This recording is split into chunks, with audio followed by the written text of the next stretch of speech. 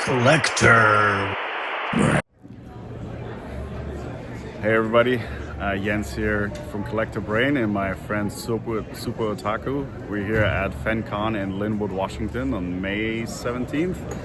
So we just got in, the early birds were already here, and we're getting ready to look for some comic books. Let's get to it. It's like a train show.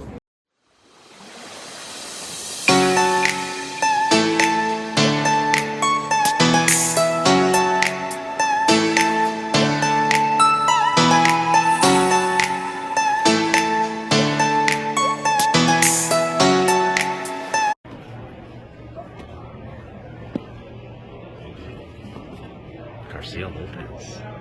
That's nice. Is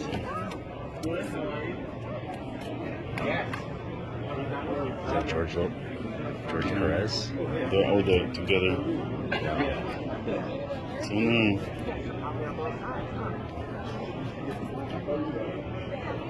It's Wrigley. We got him. Nice. That's a nice book for 25.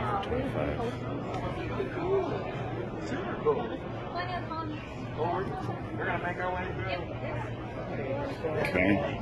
And then we got some slabs here. Benches and reading, okay. Look at this set and see what they are in general, and I'll just figure it out for you. See if I can find it. Let's see the CBCS, so it's still not, no, that's pretty cheap.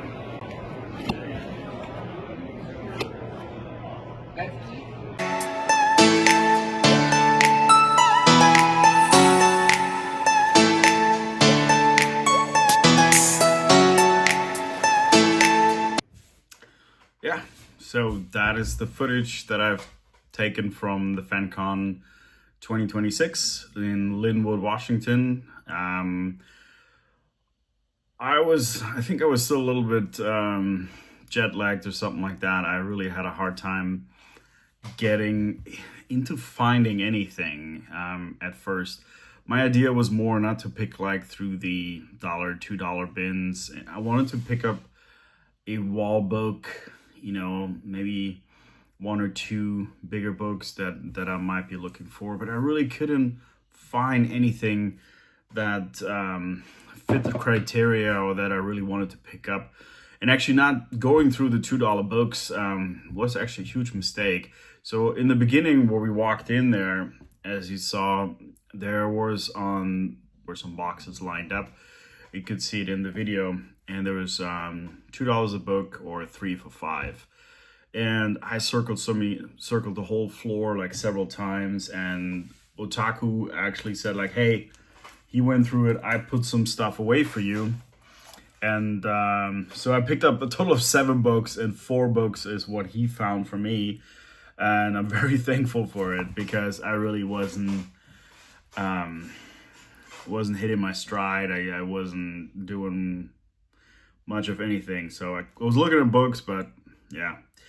Anyway, so let's get into it. So the first one, Lady Rawhide, special number 1 for $2. The reason why I picked this one up is actually, or why I was looking for that, is actually more the second one, because Lady Rawhide number 3. The reason why I wanted this is an Adam Hughes cover, and I've seen it before. There's the printed signature, but on eBay there was one where he actually signed it. And when I was looking for an Adam Hughes signature, I was finding this book, and I just think the art is really good, and obviously, you know, good looking lady on there. But so when he found that for me for $2, I was like, yeah, why not? Not signed though, but still a great looking book. And then the last one then would be for $1, which is another J. Scott Campbell cover from the Gen 13. And funny enough, actually from the 3 books, this one in the best condition and probably holds a little bit of value. I think the app set is like around $8 or something like that. I have actually thinking about sending that in or waiting for the next one to get signed by J. Scott Campbell. Yeah. And the next one, so right across from those boxes, there was All Star Comics, where we've been a few weeks ago, where I got that Kevin Eastman signature book.